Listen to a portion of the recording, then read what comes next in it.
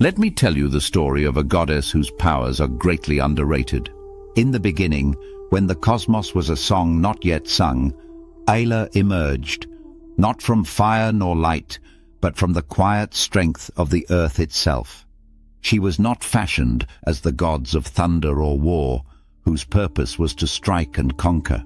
No, Ayla was born to cradle life in her embrace, to bind creation with law and morality, and to nurture the dreams of mortals and immortals alike.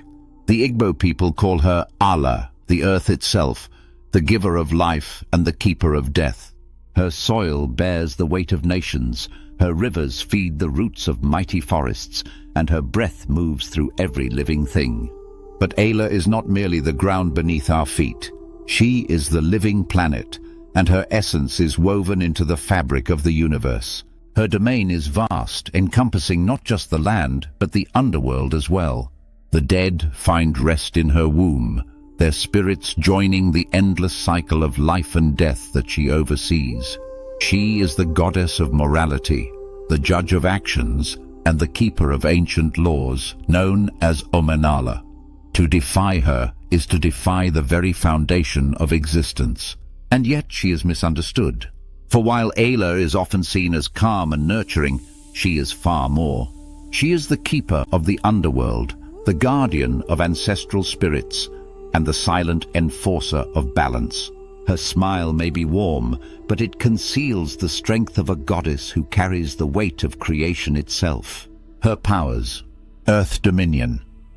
Ayla commands the soil, stone, and roots. At her will, mountains rise and valleys deepen.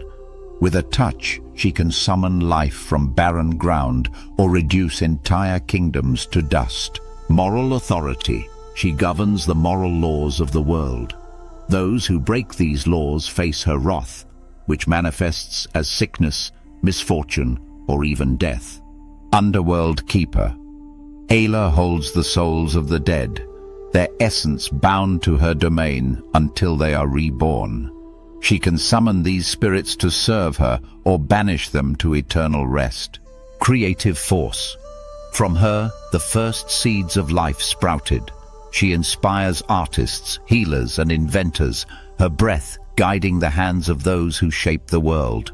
Immense divine pressure: Ayla can release an overwhelming aura that bends the will of gods and mortals alike. It is said her mere presence can halt storms and silence even the boldest warriors. But the earth alone was not enough. As creation expanded, Ayla saw the waters spreading across the world, vast and unruly. She reached into her essence, drawing forth a fragment of her power, and shaped it into her sister, Idemili. The goddess of the oceans and waters, Idemili was not merely Ayla's creation, but her equal in spirit. Where Ayla nurtured the land, Idemili tamed the waters, guiding the tides and ensuring the rivers fed the soil. Together, they formed a balance: earth and water, stillness and flow. The bond between Ayla and Idemili is unbreakable. It is said that when Ayla walks the land, her roots stretch deep into the oceans, drawing strength from her sister's domain. Idemili, in turn, sends her tides to embrace the earth, keeping life abundant. Their unity is symbolized by the python, a creature sacred to both goddesses. The python serves as their messenger, slithering between land and water, carrying the whispers of the sisters to their followers. It is said that to harm a python is to invoke the wrath of both Ayla and Idemili, a transgression few dare to commit. While Ayla governs morality and creation, Idemili holds dominion over change and adaptability. Together they embody harmony, but even harmony can be tested. For the oceans are restless, and the python has carried troubling whispers to Ayla's ears, whispers of shadows stirring beneath the waves. The python moved with purpose, its scaled body gliding effortlessly between the roots of the mangrove forest and the tides of the restless ocean. It was no ordinary serpent. It was the divine messenger, carrying the whispers of goddesses and the secrets of the waters. and its destination was Idemili, the goddess of the oceans and waters, the second born of Allah. Let me tell you the story of a goddess as vast and unpredictable as the seas she commands. Idemili, the untamed current. Where Allah is the steady and nurturing force of creation, Idemili is change incarnate. The oceans bow to her will, and the rivers sing her name. She is the flow that shapes the earth, the tide that carries life, and the storm that challenges the unwary. Born of Allah's power, Idemili was gifted dominion over all waters, from the stillest ponds to the roaring seas. Yet her purpose is not merely to contain the waters, but to shape them, to guide them into harmony with the earth, and ensure that life thrives. Her powers: tidal mastery. Idemili commands the rise and fall of the tides. With a gesture, she can call forth waves that drown entire armies or draw back the seas to reveal hidden treasures. Hydromancy. The waters bend to her will, forming shields, spears, and whirlpools. Her warriors are trained in this art, channeling her gift to fight and defend. Oceanic telepathy. Idemili can hear the voice of every creature in the water, from the smallest fish to the mightiest Leviathan. Through this, she maintains the balance of her domain. Shape-shifting, like the ocean itself, Idemili's form is fluid. She can take the shape of a great serpent, a tidal wave, or even walk among mortals in human form. Storm Weaver. When provoked, she can summon tempests to lash against the shores, her anger manifesting as hurricanes and tsunamis. Within Idemili's domain lies a formidable military force, her Ocean Guard, sworn to protect the waters from threats both mortal and divine. These warriors are not ordinary soldiers, but beings blessed with her power. The Tidal Spear. The elite warriors of Idemili, capable of summoning weapons from water and moving with the fluid grace of the tides. Their attacks mimic crashing waves, overwhelming their enemies with relentless force. The River Sentinels, silent protectors who patrol the rivers, their presence known only by the stillness of the water. They specialize in ambush tactics, striking from beneath the surface. The Leviathan Riders. Rare and fearsome, these warriors ride great sea beasts into battle. Each Leviathan is bound to its rider through a sacred ritual, their bond unbreakable. But even as Idemili's waters thrived under her rule, the tides began to whisper of unease. Her messengers brought troubling news, currents breaking their natural paths, waves crashing harder against the shores, and deep within the ocean, a presence that did not belong. It was her river sentinels who first noticed the change. They reported waters that tasted of metal and shadows that moved against the current. At first, Idemili dismissed it as mortal tampering, a shipwreck or a foolish attempt to mine the ocean floor. But then the attacks began. It came without warning, a hulking creature of jagged scales and glowing veins that tore through the currents as though they were air. Its claws carved the sea floor, and its roar sent ripples to the surface. It struck down 3 of Idemili's river sentinels before vanishing into the deep, leaving nothing but silence. The survivors described it in whispers, a beast not of this world, its form warped and unnatural. It did not belong to the waters, nor to the earth. And worst of all, it seemed to grow stronger with every attack. Idemili stood at the heart of her domain, the waters swirling around her like a living thing. She knew this was no ordinary threat. She called upon her ocean guard, summoning the tidal spear and the Leviathan riders to prepare for battle. The python brought word to Ayla, slithering through the roots of the mangroves to deliver its message. The waters are restless, it hissed, and the shadows grow bold. Allah, silent and watchful, felt the pulse of her sister's domain. The oceans were shifting, their balance disrupted. But this was not chaos. This was a purpose, a cold, deliberate hunger, and she knew where it came from. The ocean guard was the first to realize the truth. The beasts were not mere creatures. They carried within them fragments of something ancient and terrible, pieces of the Orb of Anti-Creation. But Idemili did not falter.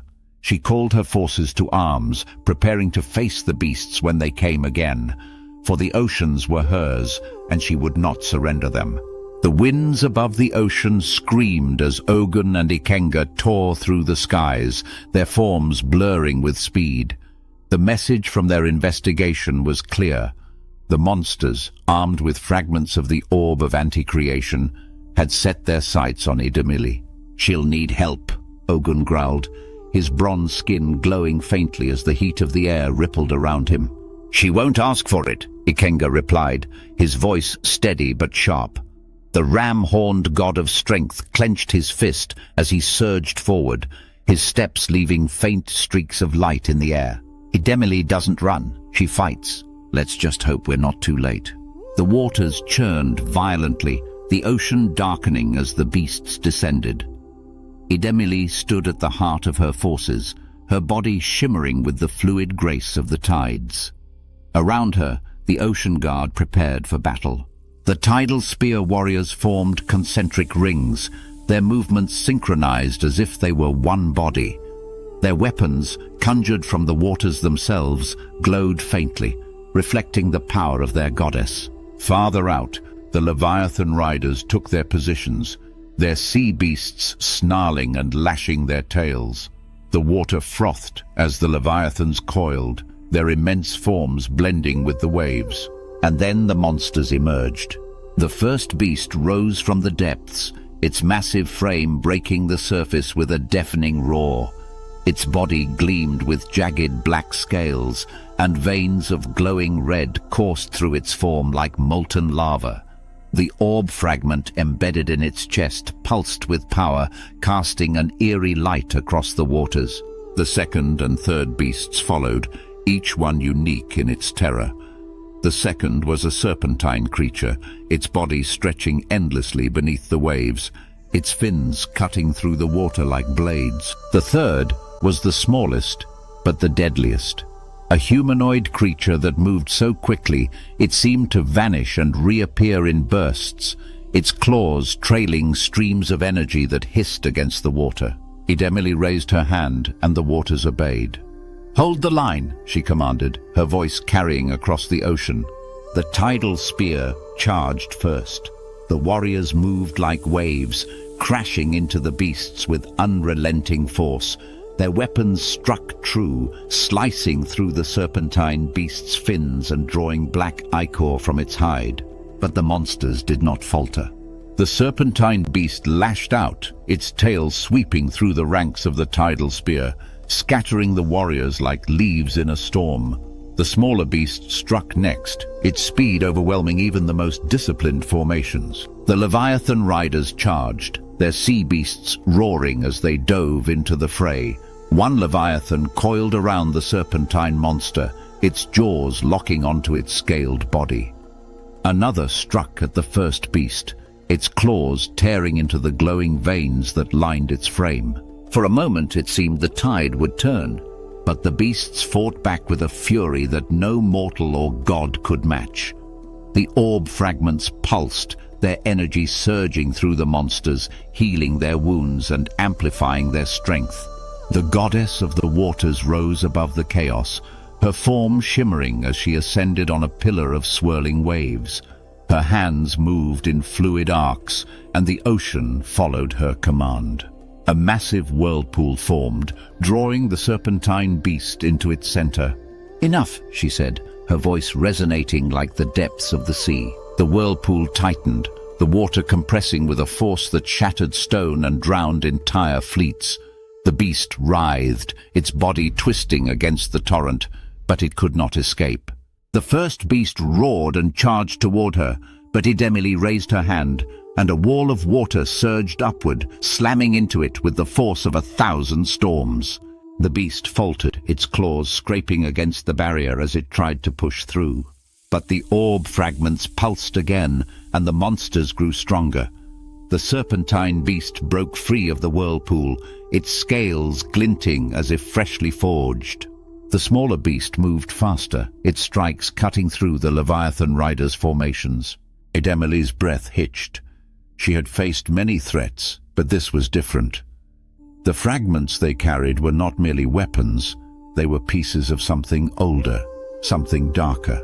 Fragments of anti-creation, she murmured, realization dawning. The ocean guard was faltering. The tidal spear's formations broke apart, their ranks scattered. The Leviathan riders regrouped, but their beasts bore deep wounds, their roars growing weaker. Idemili descended into the fray, her form shifting as she plunged into the water. When she emerged, her body was no longer human. She had taken the form of a great sea serpent, her scales shimmering with every color of the ocean. Her eyes burned with divine fury as she coiled around the first beast, her jaws locking onto its orb fragment. For a moment, it seemed she would succeed. The fragment dimmed, its glow flickering as Idemili poured her strength into the attack. But the second and third beasts struck together, their claws and fangs tearing at her coils. The orb fragments pulsed once more, their energy surging like a tidal wave. Idemili cried out, her form wavering as the monster's combined strength overwhelmed her. The waters turned red. The beasts circled her, their movements slow and deliberate. They had no voices, no words, but their intent was clear. They were here to take her power, to strip her essence and leave her domain broken. The waters trembled, the waves stilling as the monsters prepared for the final blow. And then the ocean shifted. The ground beneath the waves began to tremble. Plates of the earth groaned, shifting and grinding against each other. The monsters hesitated, their heads turning as if sensing something they could not comprehend. A presence, a weight, and then the ocean roared. Allah was coming. The oceans fell silent. Not a single wave stirred, and the winds that had howled moments ago now stilled, as if nature itself was holding its breath. The monsters stopped, their glowing eyes narrowing in confusion. For the first time, the beasts, forged by the trickster to know neither fear nor hesitation, hesitated. Beneath the waves, the seafloor trembled. The plates shifted with a deep guttural groan, as if the very bones of the earth were grinding together. Cracks formed along the ocean floor, faint at first, then widening. The waters churned, but it was not Idemili's doing. The monsters moved uneasily, their massive frames circling one another, as if awaiting an attack that had not yet come. And then it did. The pressure came first, a force so immense that it rippled through the water like a pulse, pressing down on everything. The ocean guard, battered and broken, felt it and dropped to their knees, their weapons falling from their hands. The Leviathan riders clung to their beasts, their hearts pounding as the Leviathans whimpered, curling in submission. Idemili, wounded and struggling to rise, felt the pressure too. But it was not hostile. It was familiar, ancient, and unyielding. She knew what was coming, and a faint smile touched her lips even as her divine form wavered. And then from the depths she came. Allah rose slowly, her form emerging from the cracked ocean floor. She did not burst forth in fury, but ascended with the deliberate grace of the inevitable. Her skin was the color of rich soil, glowing faintly, as if the life of the entire planet coursed through her veins. Her hair, long and flowing, seemed to ripple like vines caught in an unseen breeze, adorned with blossoms that bloomed and withered in an endless cycle. Her eyes were a deep, luminous green, and they held no anger, no fury, only the calm authority of one who knew her place in the universe. The beasts turned fully toward her, their claws flexing, their movements tentative. They did not understand what they faced, but their bodies knew. Every cell screamed at them to run, but they did not know how. Allah's gaze swept over the battlefield, taking in the broken ocean guard, the fallen Leviathans, and her sister, battered but alive. She said nothing at first. Instead, she extended her hand and the water obeyed. It rose gently, cradling Idemili's form and lifting her to safety. "You have done well, my sister," Ala said, her voice carrying through the water like the deep rumble of the earth. "Rest now." Idemili nodded weakly, her form shifting back to that of a woman as she allowed the water to carry her to the edge of the battlefield. The Ocean Guard and Leviathan riders, sensing their goddess retreating, followed her lead, retreating to the safety of the shallows. But Ayla did not retreat. Her gaze shifted to the monsters, who had begun to move again, their hesitation giving way to programmed aggression. They roared, their combined voices shaking the water, and surged toward her. Ala tilted her head slightly and her brow furrowed. The ocean answered. A wave of divine pressure radiated outward from her, slamming into the beasts with a force that brought them to their knees. The water darkened as her aura spread, a deep green light that suffused the ocean, bending it to her will.